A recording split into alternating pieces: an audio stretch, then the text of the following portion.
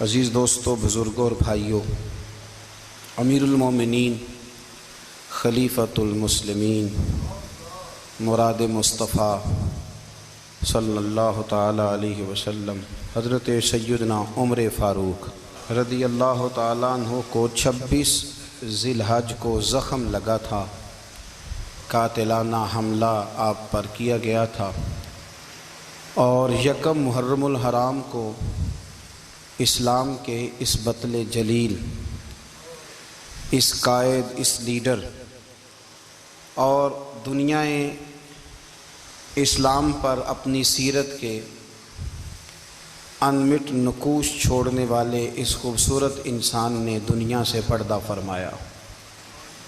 حضرت عمر فاروق رضی اللہ تعالیٰ عنہ ان لوگوں میں سے ہیں جو ابن الوقت نہیں ہوتے، ابو الوقت ہوتے، جو وقت کے مطابق نہیں بدلتے بلکہ وقت کو اپنے مطابق بدل دیا کرتے ہیں۔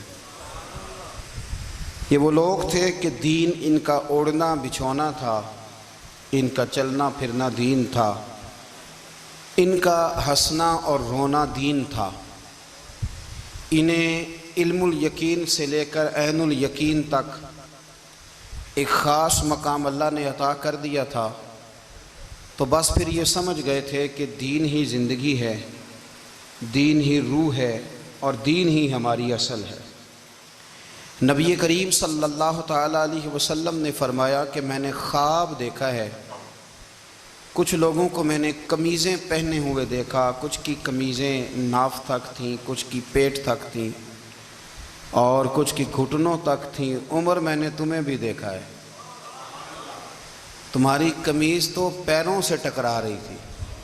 تو حضرت عمر کہنے لگے، حضور خواب کوئی دیکھتا ہے، تعبیر کوئی بتاتا ہے، پر یہاں کمال یہ ہے کہ خواب بھی آپ نے بتایا ہے، تعبیر بھی آپ ہی بتائیں گے۔ حضور پھر بتا دیں اس خواب کی تعبیر کیا ہے۔ تو حضور نے فرمایا تعبیر یہ ہے کہ کسی کا دین ناف تک، کسی کا گھٹنوں تک، کسی کا پیٹ تک، اور عمر تو سارا ہی دین میں لپٹا ہوا ہے، تو سارا ہی دیندار ہے، سارا ہی۔ حضرت عمر فاروق رضی اللہ تعالیٰ عنہ آئیڈیل ہیں، ایک ہیرو ہیں۔ ان کی زندگی کے درجنوں پہلو ہیں، ہر سال ہم ایک پہلو بیان کر دیتے ہیں، کبھی عدل و انصاف پہ بات کر لیتے ہیں، کبھی نظام حکومت پر۔ ان کی زندگی کا ایک پہلو آج بھی ہماری گفتگو کا عنوان رہے گا، پر حضرت عمر کا مرتبہ اور مقام یہ ہے کہ نبی کریم علیہ السلام نے فرمایا کہ جبریل امین 950 سال میرے عمر کی شان بیان کریں تو عمر کی شان ختم نہیں ہوتی۔ 950 سال اگر حضرت جبریل بھی بیان کریں تو یہ مقام ہے سیدنا فاروق اعظم کا۔ اللہ تبارک و تعالیٰ نے جس طرح سارے نبیوں میں شان حضور کو عطا فرمائی، اسی طرح تمام نبیوں کے حواریوں میں سب سے زیادہ شان حضور کے غلاموں کو عطا فرمائی۔ قرآن مجید میں اللہ کریم نے فرمایا، یا ایھا الذین آمنوا قوا انفسکم واہلیکم نارا، فرمایا اے ایمان والو، خود بھی جہنم کی آگ سے بچو اور اپنے گھر والوں کو بھی دوزخ کی آگ سے بچاؤ۔ خود بھی بچو اور اپنے گھر والوں کو بھی۔ کس کو جی؟ جی ہماری ساری نصیحتیں باہر والوں کے لیے۔ باہر ہمیں بہت بڑا لیکچر بھی دینا پڑے تو چلتا ہے، بہت بڑی داستان سرائی بھی کرنی پڑے تو چلتی ہے۔ سٹیٹس اور معیار یہ ہے کہ سارا کچھ باہر والوں کے لیے، اور گھر کے وہ پھول جن کی آبیاری بھی ہم نے کرنی تھی، کوئی جڑی بوٹیاں اگ گئیں تو وہ کاٹنی بھی ہم نے خود تھیں، دھوپ اور چھاؤں کا خیال بھی ہم نے رکھنا تھا، وہاں ہماری نظر نہیں ہوتی۔ پڑوسی کے بچے کیا کر رہے ہیں یہ سارا پتہ ہوتا ہے، اور میرے گھر میں کیا گل کھل رہے ہیں اس کی مجھے خبر نہیں ہوتی۔ حضرت عمر فاروق نے جب یہ آیت نازل ہوئی تو فوراً عرض کیا، یا رسول اللہ صلی اللہ علیہ وسلم، اس کا کیا مطلب ہے کہ خود بھی دوزخ کی آگ سے بچو اور اپنے گھر والوں کو بھی بچاؤ؟ تو نبی کریم علیہ السلام نے فرمایا، عمر اس کا مطلب یہ ہے کہ جن چیزوں کا اللہ رسول تمہیں حکم دیتے ہیں تم اپنے گھر والوں کو ان چیزوں کا حکم دو، اور جن چیزوں سے اللہ رسول تمہیں منع کرتے ہیں تم اپنے گھر والوں کو بھی ان چیزوں سے منع کرو۔ حضرت عمر فاروق کی زندگی میں جو چیز آپ کو بہت زیادہ ملے گی نا، وہ یہ ہے کہ آپ نے جتنا کڑا احتساب محاسبہ باہر والوں کا کیا ہے نا، اس سے زیادہ بڑھ کے اپنا اور اپنے گھر والوں کا کیا ہے۔ یہ بڑا عجیب معاملہ ہے کہ ہم جتنے لوگ ہیں ہمارا معیار یہ ہے کہ سامنے والا غلط ہے اور میں ٹھیک، یعنی دوسرے کا بچہ گلی میں نظر آ جائے تو اس کی غلطیاں نکلنی شروع ہو جائیں گی، اور میرا بچہ سارا شہر گھوم آئے ایک ٹائر پہ موٹر سائیکل پہ، تو ہم کہتے ہیں کہ ابھی بچہ ہے، انشاءاللہ سیانا ہو جائے گا۔ اگر ابا جی آج تک سیانے نہیں ہوئے کہ اس کو سمجھا لیں، تو پھر بیٹے کا سیانا ہونا تو ہو سکتا ہے کہ وہ 60-70 سال لگ ہی جائیں۔ گھر کے اندر جب تک توجہ نہیں ہوتی، اور سب سے پہلے جب تک اپنی ذات پر توجہ نہیں ہوتی، تو والد کا جب تک کردار بچے نہیں دیکھتے جب تک، اتنی دیر تک ان کا تبدیل ہونا ممکن نہیں ہوتا۔ حضرت عمر فاروق رضی اللہ تعالیٰ عنہ نا باہر والوں کا بھی بڑا سخت حساب کرتے تھے۔ بڑا ایک گورنر صاحب نے لباس بڑا شاندار پہننا شروع کر دیا تھا، تو حضرت عمر نے اتروا کے نا تو انہیں ٹاٹ کا لباس پہنا کے تو اونٹ چرانے کی ڈیوٹی دے دی تھی۔ اتنا سخت احتساب کرتے۔ کسائی کی دکان پر بھی 1-2 گھنٹے کھڑے ہوتے تھے۔ جو آدمی مسلسل 2 دن گوشت خریدتا تھا نا، فرماتے تھے اس کا ٹیکس بڑھا دو، لوگوں کو دال نہیں مل رہی اور یہ روز گوشت کھاتا ہے۔ حضرت فاروق اعظم، اس کو جزیہ کہا جاتا تھا، یا کچھ اور معاملات ہوتے تو بڑھا دیتے تھے۔ مسلسل جو 2 دن آدمی گوشت کھاتا تھا، فرماتے تھے مدینے میں غربت ہے، اگر یہ والا نظام تم کرو گے تو غریب لوگ کس کی طرف دیکھیں گے۔ لیکن اس سے زیادہ بڑھ کر جو ان کی زندگی کا معیار اور سٹیٹس تھا وہ یہ تھا کہ اپنے گھر کا خاص خیال رکھتے، خاص توجہ کرتے۔ ملک شام سے اور ایران سے کچھ لوگ آپ کی خدمت میں آئے، تو وہاں سے کچھ کنیزیں بھی آئیں، ان کے بادشاہ پیغام لے کے۔ شاہ ایران کی کنیز کو ملکہ نے کہا کہ نا حضرت عمر کی زوجہ کو دیکھ کے آنا ذرا کس طرح کی ہے۔ ہمارے ملک میں کیا کہتے ہیں؟ خاتون اول، جی خاتون، باقی سارے دووں میں خاتون اول، ذرا خاتون اول کو دیکھ کے آنا۔ تو وہ جب آئی نا گھر میں ملنے، تو کہا کہ مجھے میری ملکہ نے کہا تھا کہ عمر کی زوجہ سے، اہلیہ سے ملاقات کر کے آنا۔ تو حضرت عمر کی اہلیہ نے نا ایک جوڑا کپڑوں کا دے دیا ملکہ کے لیے، اور ایک خوشبو کی شیشی دے دی۔ اب جب وہ تحفے وہاں گئے تو اس ملکہ نے نا کچھ سونے کا سامان بھیجا، کچھ زیورات بھیجے، کچھ تحائف بھیجے۔ جب حضرت عمر کے گھر آئے نا، وہ خادم لے کے آیا، اس نے کہا جی آپ کی اہلیہ نے تحفے بھیجے تھے، تو جواب میں شاہ ایران کی بیوی نے، یہاں جس ملک کا وہ سفیر تھا، انہوں نے بھی یہ بھیجے۔ تو حضرت عمر فاروق نا وہ تحفے لے کے گھر گئے، تو جا کے کہنے لگے اپنی اہلیہ سے، یہ تو کب سے تحفے تحائف بھیجنے لگ گئی ہے، یہ کب سے نظام شروع ہو گیا؟ تو کہ حضور تحفہ دینا لینا تو ٹھیک ہے، سنت ہے، محبت بڑھتی ہے، تو یہ کوئی قباحت نہیں، اور میں نے اپنی ذاتی استعمال کے لیے جو چیزیں رکھی تھی وہ میں نے دی ہیں۔ تو حضرت عمر فاروق رضی اللہ تعالیٰ عنہ فرمانے لگے، ہم نے کسی ملک کے ساتھ اور اس کے بادشاہ کے ساتھ ذاتی تعلق نہیں بنانا، تعلق جو بھی بنے گا رسول اللہ کے دین کی برکت سے بنے گا۔ ذاتی رشتے نہیں ہم نے قائم کرنے، ذاتی۔ آپ کے ملک کی جو ایئر لائن جس کا ہر سال خسارے کا ڈنڈورا پیٹا جاتا ہے نا، وہ ہمارے بادشاہ صاحب اور صدر صاحب اگر غیر ملکیوں کو گھوڑا کبھی بھیجنا ہو نا، گھوڑا، تو پورا ایک جہاز گھوڑا لے کے تحفے میں جاتا ہے، پورا جہاز غریب قوم کا یہ سرمایہ، اور قوم بڑی بادشاہ ہے، لائنوں میں لگ کے ووٹ دیتی ہے۔ 2 کام ہمیشہ لائن میں لگ کے کرنے، ایک بل لائن میں لگ کے جمع کرانا ہے، اور ایک ووٹ لائن میں لگ کے، تاکہ پھر پورے 5 سال لائن میں ہی لگے رہیں۔ مرضی سے آپ ووٹ دینا، پر جو بات درست ہے اس کو سنو۔ حضرت عمر فاروق رضی اللہ تعالیٰ عنہ نے اپنی اہلیہ سے پوچھا کتنے کا تھا وہ تیرا جوڑا اور خوشبو کی شیشی؟ انہوں نے کہا 3 دینار کی۔ فرمایا یہ 3 دینار تیرے، اور باقی جو تحفے آئے ہیں وہ تو خود کہہ، چونکہ اس نے تیرے نام بھیجے ہیں، تو کہہ کہ میں مال غنیمت میں دیتی ہوں، تو کہہ میں مسلمانوں کو کہہ۔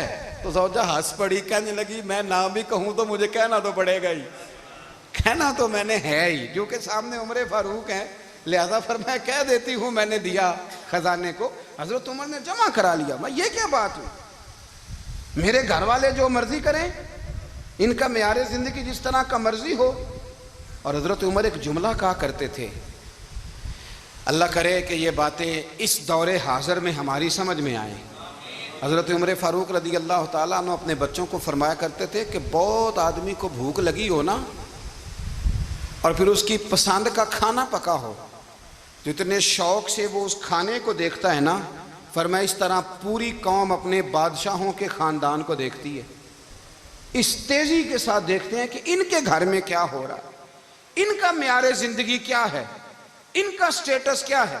سیدنا فاروق اعظم رضی اللہ تعالیٰ عنہ نے اپنے گھر کے اندر اپنے بچوں، آپ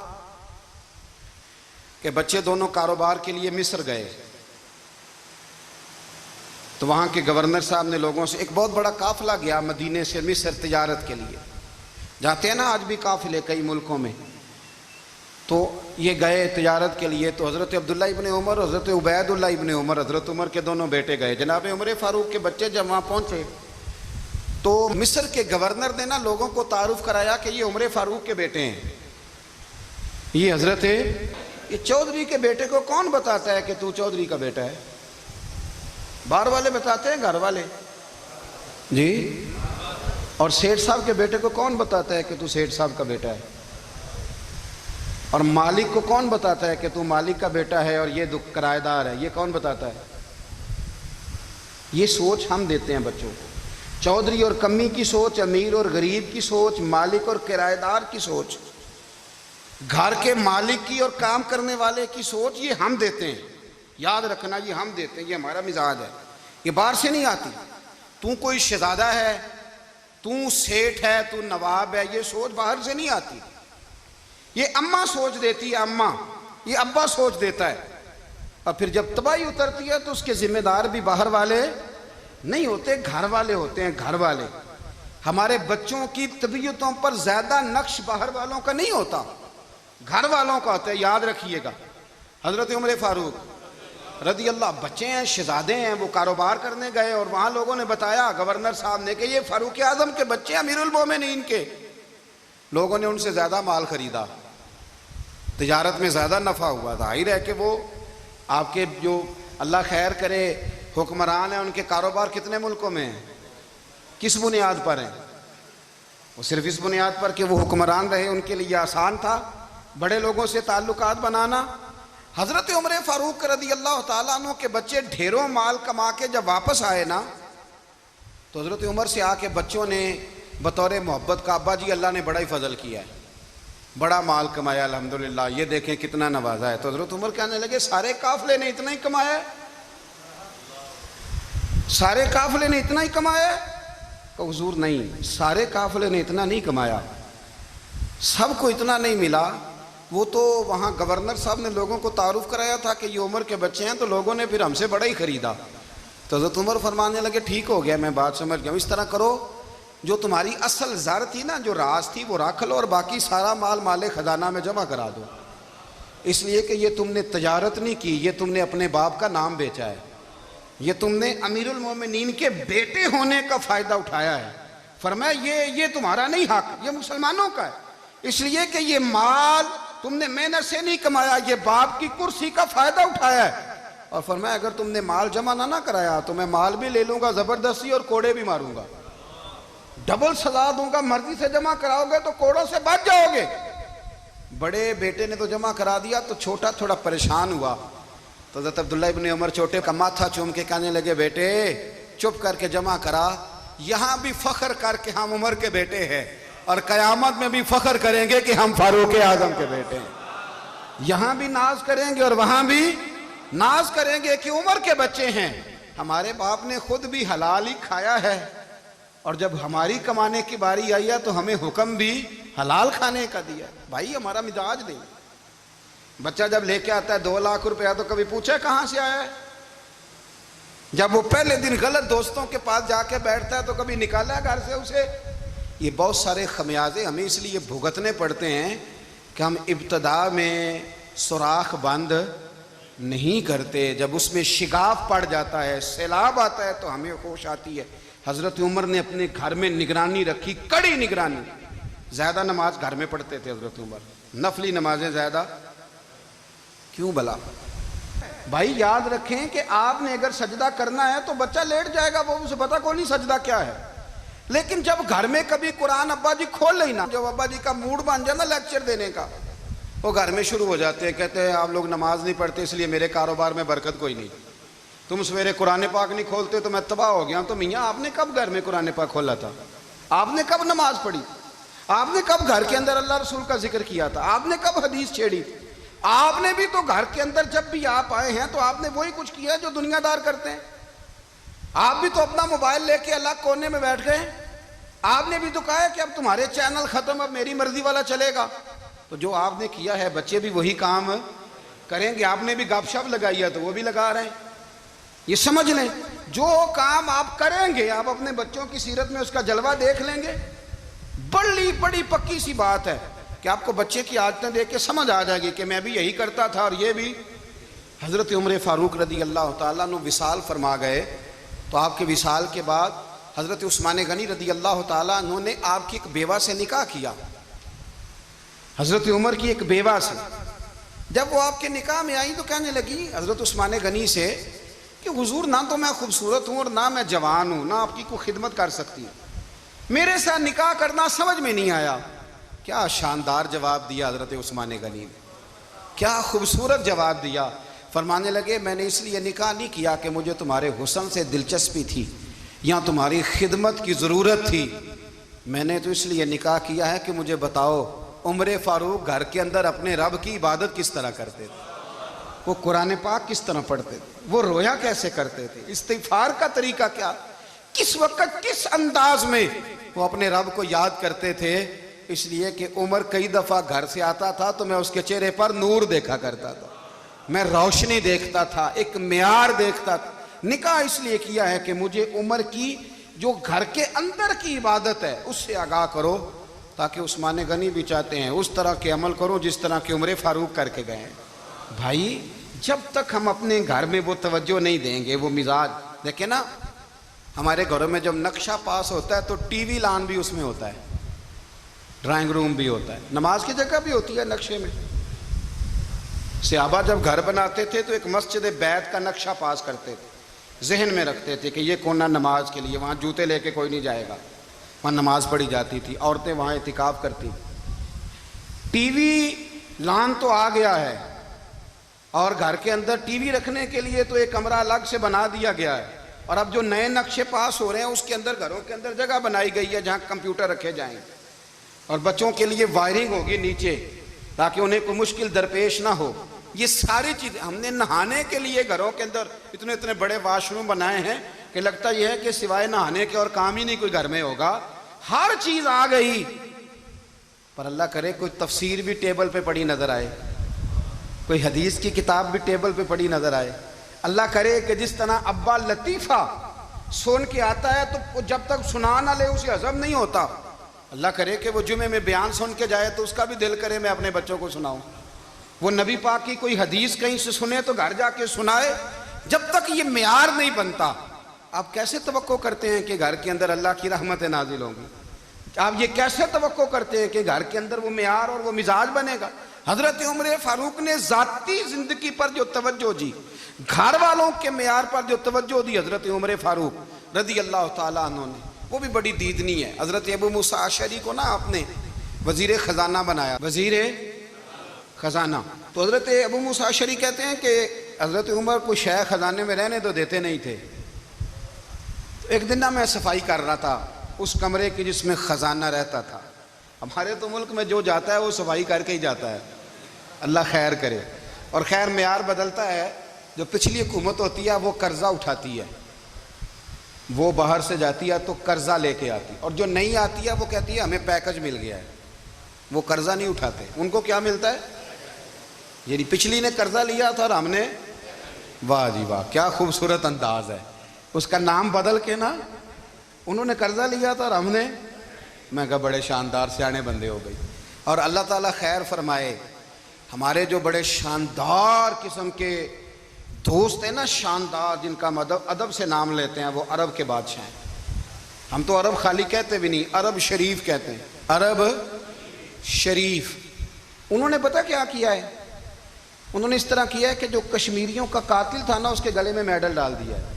یہی کام وہ کرتے رہتے۔ انہوں نے پہلے انہیں بلا کے مندر بھی بنوائے تھے، ہمیں کوئی شکوہ نہیں، ان کی زمین ہے، اللہ تعالیٰ توفیق عطا کرنے والا ہے، پر خیال یہ تھا کہ چلو کشمیریوں کے زخم پر نمک نہ چھڑکتے، 2 مہینے انتظار کر لیتے، کچھ حالات سنور جاتے، کچھ تھوڑا انتظار ہیں۔ ہمارے دوست، ہمارے وزیر اعظم صاحب جب جاتے ہیں تو وہ پھولوں کا ہار ڈالتے ہیں ہمارے دوست، لیکن انہیں وہ حدیث یاد نہیں کہ نبی پاک علیہ السلام نے فرمایا جب میرے مومن کو تکلیف ہوتی ہے تو مجھے بھی گنبد خضرا میں تکلیف ہوتی ہے۔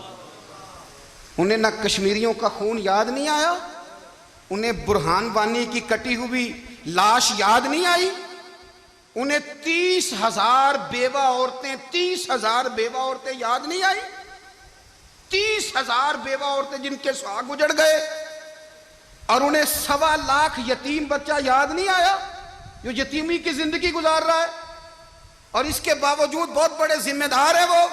مجھے پڑھ لینے دو آج احمد فراز کا شعر، وہ ہمارے مکتب کوئی ایسا نہیں کہ وہ مولوی تھا، وہ غیر جانبدار تھا، پر مجھے آج پڑھ لینے دو اس کا شعر، ایک کلیجے کا درد ہے، پڑھ لینے دو۔ اس نے کہا تھا کہ پڑھتا ہوں تو کہتی ہے یہ خالق کی کتاب ہے، مثل یہودی یہ سعودی بھی عذاب، اس قوم کے بارے میں کیا لکھوں فراز، کعبے کی کمائی سے جو پیتے ہیں شراب، کعبے کی کمائی سے جو پیتے ہیں شراب، اس قوم کے بارے میں کیا لکھوں فراز، کہ کعبے کی کمائی سے جو پیتے ہیں شراب۔ میں خیال نہیں آیا تمہارا صرف دین یہ ہے کہ قبریں گرا دو، مزارات گرا دو، فقط یہ دین ہے؟ کوئی نبی پاک کے روزے کی طرف منہ کرے تو اسے مشرک کہو، یہ دین ہے؟ اس کا نام مذہب رکھا ہے تم نے؟ مذہب تو اس کا نام ہے کہ جو رسول اللہ کا نام لینے والا ہے وہ ہمارا یار ہے، اور جو نبی پاک کا نام لینے والا نہیں، ہمارا اس سے کوئی تعلق ہے، یہ دین ہے۔ حضرت عمر فاروق کی سیرت سنا رہا ہوں، حضرت عمر کی۔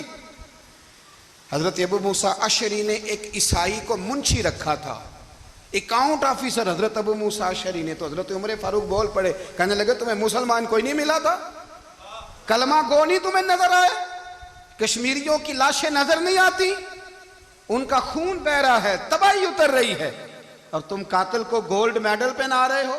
اور یاد رکھنا جب مسلمانوں کی بچیاں روندی جاتی ہوں نا تو پھر اسلام امن کا درس نہیں دیتا، پھر اسلام جہاد کی بات کرتا ہے، پھر اسلام جہاد کی بات کرتا ہے، جہاد کی۔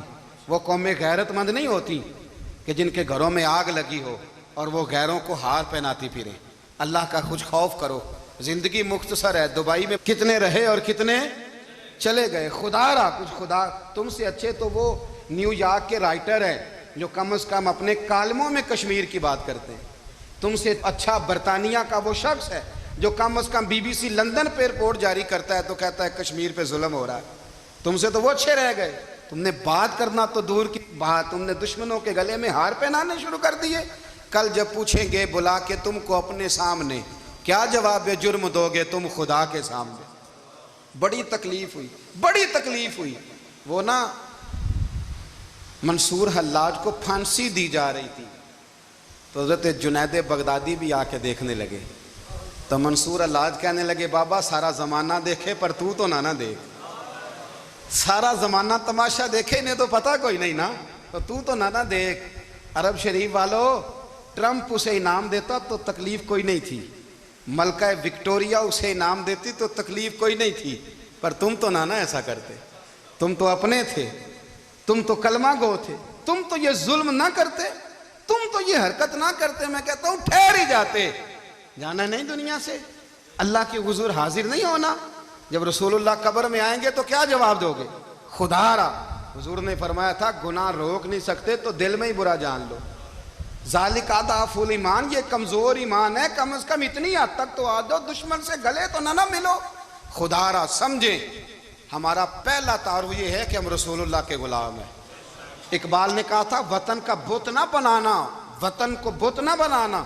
اقبال کہنے لگے ان تازہ خداؤں میں بڑا سب سے وطن ہے، جو پیرہن اس کا ہے وہ مذہب کا کفن ہے، اس لیے کہ بازو تیرا توحید کی قوت سے قوی ہے، اسلام تیرا دیس ہے، اسلام تیرا دیس ہے، کیونکہ تو مصطفی ہے، تو نبی پاک والا ہے، مصطفیٰ والا، اسلام تیرا دیس ہے، تو مصطفی ہے۔ امریکہ میں جو مسلمان رہتا ہے ہمارا بھائی ہے، اور پاکستان میں جو مرزائی رہتا ہے اس سے ہمارا کوئی تعلق نہیں ہے۔ حضرت عثمان غنی نے اپنے چچا کے بیٹے سے کہا تھا کہ تو کلمہ نہیں پڑھتا تو تیرا میرا رشتہ کوئی نہیں۔ بلال حبش سے آیا ہے پر میرے نبی کا غلام ہے تو سگے بھائیوں سے بھی آگے ہے۔ ہزاروں قومیں وجود میں آئیں دہر میں خشک و تر کے رشتے سے، پر ہم نے بنیاد دوستی رکھی یاد خیر البشر کے رشتے سے۔ اپنی ملت پر قیاس اقوام مغرب سے نہ کر، خاص ہے ترکیب میں قوم رسول ہاشم۔ کچھ خیال کرے، پہلا تعارف دین ہے، اگر دین نہیں تو پھر کسی وطن کی کوئی ضرورت۔ اس لیے کہ پاکستان کا تصور اقبال نے پیش کیا نا، تو اقبال کہنے لگے ان تازہ خداؤں میں بڑا سب سے وطن ہے جس کو تم بت بنا کے پوجتے ہو۔ ہمارا وطن تو ہمیں جان سے زیادہ پیارا ہے، پر پہلے پاکستان نہیں، پہلے اسلام، پہلے اسلام تیرا دیس ہے، تو مصطفی ہے۔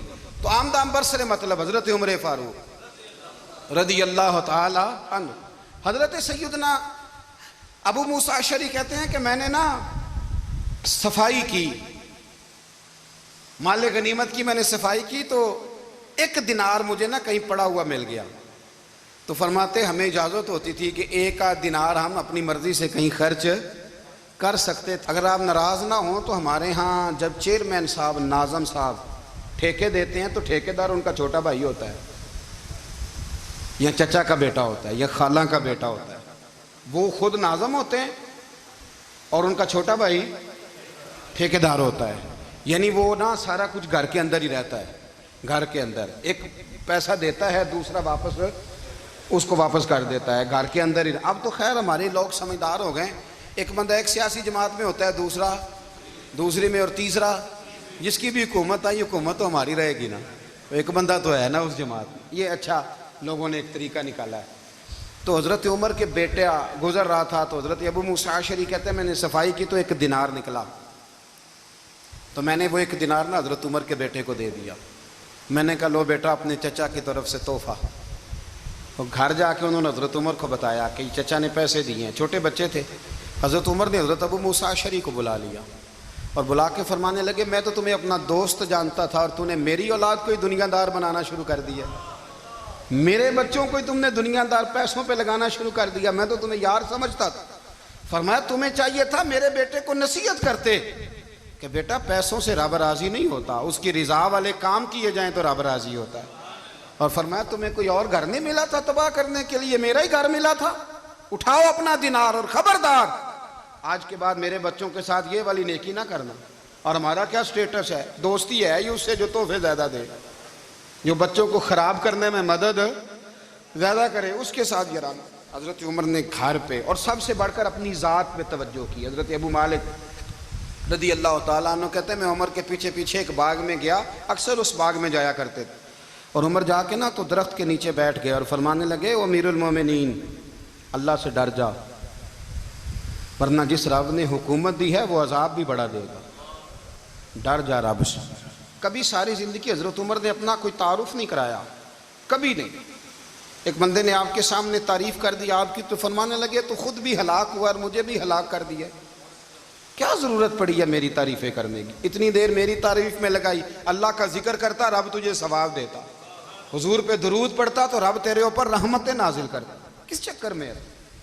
آج جتنا اچھی کوئی خوشامد کرے اتنی اچھی وزارت ملتی ہے، جتنی اچھی اس کو جو ہے وہ چاپلوسی کرنی آیا درجہ بھی اسے اتنا ہی اچھا ملتا ہے۔ حضرت عمر فاروق رضی اللہ تعالیٰ عنہ آپ کے بیٹے کہتے ہیں، صاحب فتوح الشام نے لکھا ہے، آپ کے صاحبزادے کہتے ہیں میں نکلا تو میرے ابا جی نا اپنی پشت پر مشکیزہ رکھ کے کنویں سے پانی بھر کے آ رہے تھے، میں دوڑ کے آگے گیا، میں نے کہا ابا جی مجھے دے دے۔ فرمانے لگے بیٹا تیرا کیا خیال ہے، کوئی اور نہیں تھا مشکیزہ بھر کے لانے کے لیے، تیرا کیا خیال ہے؟ کہا ابا جی بڑے لوگ تھے پر آپ کیوں اٹھا رہے ہیں؟ فرمانے لگے نفس نا ذرا میرا بڑا ہو گیا تھا، اسے ذرا ذلیل کر رہا ہوں، ذرا اپنا محاسبہ کر رہا ہوں، یہ مجھے کہہ رہا تھا تو بڑی چیز ہے، تو میں نا ابھی مشکیزہ گھر رکھ کے آؤں گا، پھر تیری ماں نے مجھے کہا ہے کہ گھر میں لکڑیاں کوئی نہیں جلانے کے لیے، پھر میں جنگل سے لکڑیاں کاٹ کے لاؤں گا۔ اب میں امیر المومنین بن کے نا تو میرا نفس تھوڑا بڑا ہو گیا۔ اب یقین کریں ہمارا آزما خراب ہو جاتا ہے جب تک ہمارا تعارف صحیح نہ ہو، ہمارا تعارف ٹھیک نہ ہو، میں یہ ہوتا ہوں میں وہ ہوتا ہوں، چھوڑ مٹی دیں تے مٹی رہنا ہی، مٹی دیں تے ਮਿੱਟੀ ਦਾ ਤੇ ਮਿੱਟੀ ਰਹਿਣਾ ਹੀ, ਐਵੇਂ ਕਾਦੀ ਬੱਲੇ ਬੱਲੇ, ਅੱਜ ਮਿੱਟੀ ਦੇ ਉੱਤੇ ਬੰਦਿਆ ਤੇ ਕੱਲ ਮਿੱਟੀ ਦੇ ਥੱਲੇ, मिट्टी दें ते मिट्टी रहना है, कादी बल्ले, मुझे पूछ लो, मुझे जान लो, मेरा नाम ले लो, मैं भी आया हूँ, मैं भी होता हूँ, मेरा भी ये तज़किरा है, मैं बदकार पुराना खादम, किसे दर मिली न ढोई, ये ते वासफ यार ने नजर जो की थी ते वासफ वासफ ही हुई। ये तो बड़ी बात की बात है, तो बात की बात है साहब, वरना मन नानम के मन नानम, जो हम हैं उसका हमें पता तो है ना भाई। कभी भी ये जो जात का चक्कर है ना, मैं भी हूं, मुझे भी, ओ भाई याद रखो मैं कौन हूं। ये जो नाम नमूद और ये ख्वाहिशें और ये जो वकार, ये तो कमजोर लोगों का तरीका है, जिसको अपना तारुफ कराना पड़ गया, उससे भी ज्यादा कमजोर कोई है, फोटो में दिखाता फिरता है फलाने के साथ फोटो, फलाने, तो कमजोर बंदे ये काम कर। हजरत उमर फारूक, अल्लाह अकबर, हजरत उमर जैसा बंदा, 24 लाख मुरब्बा मील का हुक्मरान, और शाह रूम को खत लिख के कहता है मैं मिन्नत नहीं करता, मैं हुक्म देता हूं। तो ना तगड़ा बंदा। जंगे कादसिया के लिए हजरत साद बिन नबी वकास को भेजा, फतुह शाम पढ़ के देखें। हजरत उमर बड़े परेशान हैं, इतने दिन हो गए कोई रिपोर्ट ही नहीं आई। अब तो मोबाइल है ना, तो एक एक मिनट की रिपोर्ट लें आप, बल्कि आप एक एक मिनट की फोटो लें, आप रिपोर्ट तो दूर रह गई। हजरत उमर फारूक रदी अल्लाह ताला अन्हु बड़े परेशान है कि कादसिया में हजरत साद बिन नबी वकास के साथ लोग जिहाद करने गए, रिपोर्ट कोई नहीं आ रही। इतने परेशान थे कि बाहर निकल के ना उस रास्ते पे बैठ जाते जो रास्ता कादसिया की तरफ से आता था, उस जो भी आता जाता पूछते जंग के क्या हालात हैं। उधर जब अल्लाह ने फतह दे दी ना, तो हजरत साद बिन नबी वकास रदी अल्लाह ताला अन्हु ने ना एक कासिद को खत दे के भेजा, कहने लगे उमर के पास जाओ, उन्हें इत्तला दो कि अल्हम्दुलिल्लाह अल्लाह ने इस्लाम को फतह अता कर दी। ये हजरत उमर को जाके देना, वो बड़े परेशान होंगे। वो जो उस जमाने में इस तरह होता था कि कई दूर दूर से सहाबा जो दूसरे शहरों के मुल्कों के रहने वाले होते थे, वो भी आके शामिल हो जाते थे जिहाद में। कोई एक दफ़ा मदीने आया, कोई 2 दफ़ा आया, फिर अपने अपने इलाकों में। बहुत सारे लोगों ने ज़्यादा दफ़ा हजरत उमर को देखा भी नहीं था। वो जो कासद खत लेके आया था ना, उसने एक आध दफ़ा देखा था, हजरत उमर बूढ़े हो गए, वो पहचानता नहीं था। मेरी बात की समझ आ रही है आप हजरात को? उधर से वो खत लेके आ गया। हजरत उमर मदीने से बाहर निकल के उस रोड पे बैठे थे जो कादसिया से आता था। जब वो उस आदमी को आते देखा तो हजरत उमर उठ के खड़े हो गए, फरमाने लगे कादसिया से आ रहे हो? वो क्या कहता है, फटे पुराने कपड़े, टूटे हुए जूते, सर पे पुरानी पगड़ी। कहने लगे गुलाम मदीने के रहने वाले हो? हजरत उमर कहने लगे हाँ मदीने का हूँ। कहा मैं कादसिया से आया हूँ, अल्हम्दुलिल्लाह अल्लाह ने इस्लाम को फतह दे दी है, अल्हम्दुलिल्लाह कुफर की कमर टूट गई है। उसने ये बात करके तो घोड़े को एड़ी लगाई, घोड़ा दौड़ने लगा मदीने के। हजरत उमर भी साथ साथ दौड़ रहे, फरमाने लगे अच्छा बताओ खालिद बिन वलीद का क्या हाल है? थोड़ा आगे जाके फरमाने लगे उसामा बिन जैद कैसे है? वो कहते हैं ठीक है। फिर उसने और घोड़ा, उमर साथ साथ दौड़ रहे हैं, साथ साथ। 24 लाख मुरब्बा मील का हुक्मरान, एक जूता पैर से निकल गया, उमर दौड़ रहे हैं। आगे जाके पूछते हैं साद बिन नबी वकास का क्या हाल है? कहा हुजूर वो भी ठीक है। कितने लोग मेरे शहीद हो गए मुसलमानों में से? कहने लगा सही गिनती का नहीं पता, ये लफ्ज अदा होते होते मदीने की सरहद आ गई। लोगों ने उमर को घोड़े के साथ दौड़ते देखा तो कहा अमीरुल मोमिनीन क्यों दौड़ रहे हैं? वो गुलाम छलांग लगा के नीचे आया, कदमों में बैठ गया, कहने लगा हुजूर आपने बताया ही नहीं आप अमीरुल मोमिनीन है। आप फरमाने लगे क्या बताता, मैं तो ऊंट चराने वाले का पुत्र हूं, क्या बताता? वो उमर हूं जिसने अपने गुनाहों का हिसाब देना है, क्या बताता? जो साद बिन नबी वकास को जिहाद पे भेज के खुद बुजदिलों की तरह घर में बैठा है, क्या बताता? कोई हैसियत नहीं, कोई तार। तूने अच्छा किया, तू तो मुजाहिद था, मुझे साथ साथ दौड़ाया, तूने अच्छा किया। जितने लोग थे चीखे मार के रोने लगे। हजरत फारूक आजम से कहने लगे उमर जब तक तेरे जलवे रहेंगे अल्लाह कामयाबियां ही अता फरमाएगा, जब तक तेरा रंग रहेगा अल्लाह ताला नवाजता ही रहेगा। कुछ नहीं, कभी अपना आप जाहिर ही नहीं किया। बहुत बड़े थे, बहुत बड़े थे हजरत उमर, बड़े थे, लेकिन सारी जिंदगी अपने मुहाज। हजरत अबू राफे गुलाम थे, कुरान पाक बड़ा सोना पढ़ते थे। हजरत उमर जब भी उन्हें मिलते कहते अबू राफे तो उमर से अच्छा है, कुरान बड़ा शानदार पढ़ता है। तो वो कहते हुजूर अगर मैं कुरान सही पढ़ता हूँ तो आपको कुरान की तशरीह ज़्यादा सही आती है, آپ بھی تو مجھ سے افضل ہیں. تو آپ فرماتے نہیں پھر بھی تو مجھ سے افضل ہے. کیوں؟ اس لیے کہ تو اپنے غلام اپنے آقا کی نوکری بھی ٹھیک کرتا ہے اور رب کی عبادت بھی ٹھیک کرتا ہے, اور مجھے خالص صرف عبادت کرنی ہوتی ہے وہ بھی ٹھیک نہیں کر پاتا. ساری زندگی اپنا محاسبہ, ساری زندگی اپنے گریبان میں دیکھا, ساری زندگی اپنے آپ کو پرکھا, اپنے آپ کو ٹٹولا. 62 سال عمر بیت گئی. حضرت حذیفہ بن یمان ایک صحابی تھے. میرے نبی کریم علیہ السلام نا ان سے راز کی باتیں کرتے تھے. ہر بندے کا ہاضمہ ٹھیک نہیں ہوتا, سب سے راز کی بات نہیں کرنی چاہیے. حضرت حذیفہ بن یمان کہتے ہیں حضور راز کی باتیں بتاتے ہیں. مدینہ منورہ میں جو منافقین تھے ان کی لسٹ بھی نبی پاک نے حضرت حذیفہ بن یمان کو دی تھی. جب کوئی مشکوک آدمی مر جاتا نا تو صحابہ کہتے ہیں ہم دیکھتے اگر حضرت حذیفہ نے جنازہ پڑھا ہے تو ہم بھی جنازہ پڑھ لیتے. نبی پاک نے بھی کچھ جنازے نہیں پڑھے. ترمذی میں ہے, فرمایا عثمان سے جو بغض رکھے اس کا جنازہ نہیں پڑھیں گے. حضرت حذیفہ بن یمان اگر جنازہ پڑھتے تو لوگ پڑھتے, وہ نہ پڑھتے تو لوگ جنازہ نہ پڑھتے. حضرت حذیفہ بن یمان کہتے ہیں جناب عمر فاروق کی خلافت کے آخری ایام تھے, کچھ دنوں کے بعد وہ شہید ہو گئے. فرماتے آدھی رات کا وقت تھا, میں گھر میں سویا تھا بڑا بے فکر, اچانک میرے دروازے پہ دستک ہوئی, میں گھبرا کے اٹھا. اتنی رات کو کون آیا؟ کہتے ہیں قربان جاؤں, دروازے پہ گیا تو امیر المومنین فاروق اعظم دروازے پہ. میں نے کہا عمر کوئی حکم تھا تو مجھے بلا لیتے. کہنے لگے میں نا امیر بن کے نہیں آیا, تیرا ویر بن کے آیا ہوں. امیر المومنین کی حیثیت سے سرکاری کام سے بلاتا تو وہاں بلاتا, مجھے ایک ذاتی کام پڑ گیا. کہتے ہیں میں نے عمر کو گھر کی اندر بلا کے چارپائی پہ بٹھایا. میں نے کہا حضور میں غریب آدمی, میں کیا آپ کے کام آ سکتا ہوں؟ تو کہتے ہیں انہوں نے نا مجھے ساتھ بٹھا لیا, پھر میرا ہاتھ پکڑ لیا. کہنے لگے تو عمر کو جانتا ہے؟ عمر جھوٹ نہیں بولتا. تو جانتا ہے عمر وعدوں کا پکا ہے؟ کہا حضور جانتا ہوں. کہا میں اس وقت آیا ہوں جب دیکھ بھی کوئی نہیں رہا. حضرت حذیفہ بن یمان کہتے ہیں پریشان ہو گیا, حضور پہلیاں نہ بجھوائیں, مہربانی کریں بتائیں کدھر آئے ہیں.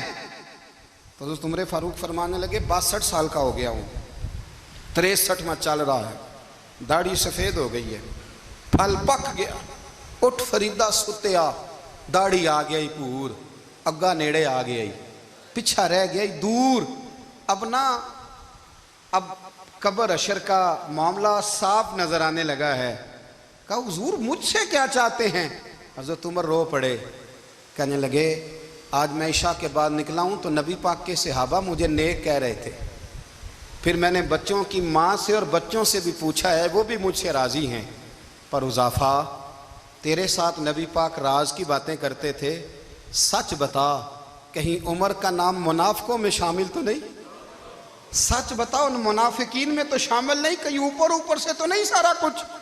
حضرت حذیفہ بن یمان کہتے ہیں میں باپ کے مرنے پہ اتنا نہیں رویا جتنا عمر کے سوال پہ رویا. میں قدموں میں بیٹھ گیا, میں نے کہا نہیں عمر یہ تو میں نے نہیں سنا, لیکن یہ میں نے نبی پاک سے ضرور سنا ہے کہ میرے بعد اگر کوئی نبی ہوتا تو عمر ابن خطاب ہوتا. یہ میں نے اپنے کانوں سے سنا ہے کہ عمر جس گلی سے گزرے شیطان رستہ بدل جاتا ہے. یہ میں نے اپنے کانوں سے سنا ہے کہ 950 سال حضرت جبریل جناب عمر کی شان بیان کریں تو پھر بھی بیان نہیں ہو سکتا. یہ میں نے ضرور سنا. دوستو ساری زندگی حضرت عمر نے اگر دوسروں کا محاسبہ کیا تو اپنا اور اپنے بچوں کا بھی کڑا خیال رکھا, اپنی ذات پر بڑی توجہ دی. جو لوگ اپنا بھول جاتے ہیں نا, ہمیں اپنی صحت کا بڑا خیال ہے لیکن اپنی روحانی زندگی کا کوئی خیال نہیں ہے, قلبی زندگی کا کوئی تصور نہیں ہے. آپ یقین کریں موٹا آدمی کمزور ہونے کے لیے جدوجہد کر رہا ہے, کمزور طاقتور ہونے کے لیے, لیکن جس کو کتنے دن بیت گئے اللہ رسول کی یاد میں رویا ہی نہیں, کتنے دن بیت گئے نہ سننے کو دل ہی نہیں چاہا, جسے مہینوں بیت گئے اور قرآن پاک کی طرف نظر ہی نہیں گئی, وہ فکر مند ہی نہیں. زندگی زندہ دلی کا نام ہے, مردہ دل کیا خاک جیا کرتے ہیں. بھائی حضرت عمر کی زندگی دور حاضر میں ہمیں یہ سبق دیتی ہے کہ کڑی نگرانی رکھو اپنے پودوں کی, کڑا خیال رکھو اپنے ذاتی باغ کا, اور یہ جو تمہارے دل کی دنیا ہے یہ تمہاری روح کی زندگی ہے, اس کا محاسبہ کرتے رہو. نبی کریم علیہ السلام نے فرمایا اپنا حساب خود کر لو قبل اس کے کہ تمہارا حساب کیا جائے. اپنا حساب بولیے, اپنا حساب ہم ساری دنیا کا حساب کرتے پھرتے ہیں، کوئی کہاں سے کماتا ہے کہاں کھاتا ہے، پر اپنا حساب حضور نے فرمایا حساب کر لو قبل اس سے کہ تمہارا حساب، مولا علی فرماتے ہیں نماز پڑھ لو قبل اس کے کہ تمہاری نماز پڑھی جائے، نماز پڑھ لو قبل اس کے کہ تمہاری، اپنا محاسبہ کریں، تھوڑا سا نا اوپر دائیں بائیں دیکھنے کی بجائے تھوڑی سی گردن جھکا کے نا، درویش کہتے ہیں برے بندے نو میں لبن ٹریا تے جگ تے ملیا نہ کوئی، اپنے اندر چاتی پائی تے میتھوں برا نہ کوئی، تھوڑی سی نا تھوڑی سی اپنی طرف توجہ دیں۔ ہم نا بے چین وقت گزار رہے ہیں، بے قرار ہیں، بے سکون ہیں، سبب یہ ہے کہ ہم نے نا اپنا حساب کرنا چھوڑ دیا ہے۔ حساب کرو گے، بے حساب تو بندہ روٹی کھا لے تو بیمار ہو جاتا ہے، اور اگر زندگی بے حساب گزرے، گناہوں کا حساب ہی نہ کیا جائے، تقوی کی طرف توجہ ہی نہ کی جائے، تو پھر زندگی دشوار ہو جاتی ہے۔ اور اللہ پوری امت مسلمہ کو ایک حضرت عمر فاروق رضی اللہ تعالیٰ عنہ کے طریقے پر چلنے والا لیڈر عطا فرما، ہمیشہ مدحت خیر الانام میں گزرے، دعا ہے یہ عمر درود